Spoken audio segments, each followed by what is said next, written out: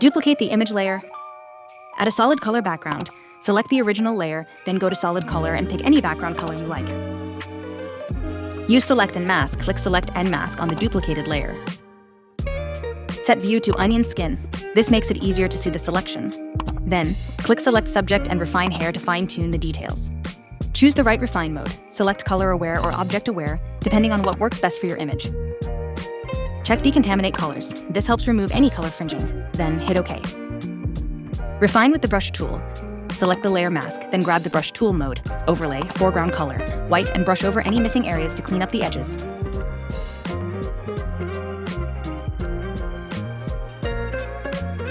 Adjust layer mode. Change the underlying layer to multiplay mode for better blending. Tweak blending options. Double-click the duplicated image layer, hold Option, Alt, key, and adjust the current layer settings until you get the look you want.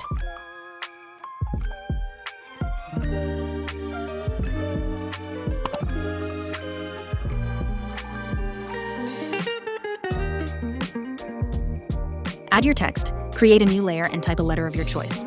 I'm using O for this example.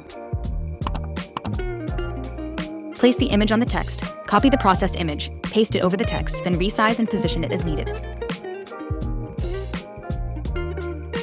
Apply a clipping mask. Right-click the image layer and select Create Clipping Mask so it fits perfectly inside the text. Erase unwanted areas.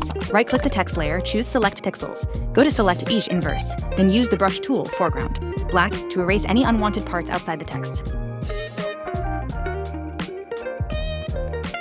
Change the background color. Use solid color to choose a background that fits your design. Enhance the text layer, go to Blending Options, and turn on Stroke and Inner Shadow, then adjust the settings to make it pop.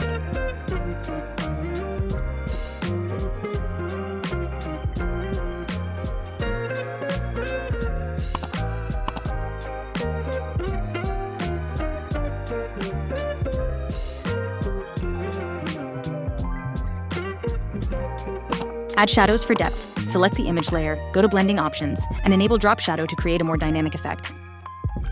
And that's it. Your letter portrait design is done. If you found this tutorial helpful, don't forget to like, subscribe, and turn on notifications for more Photoshop tips. See you in the next video.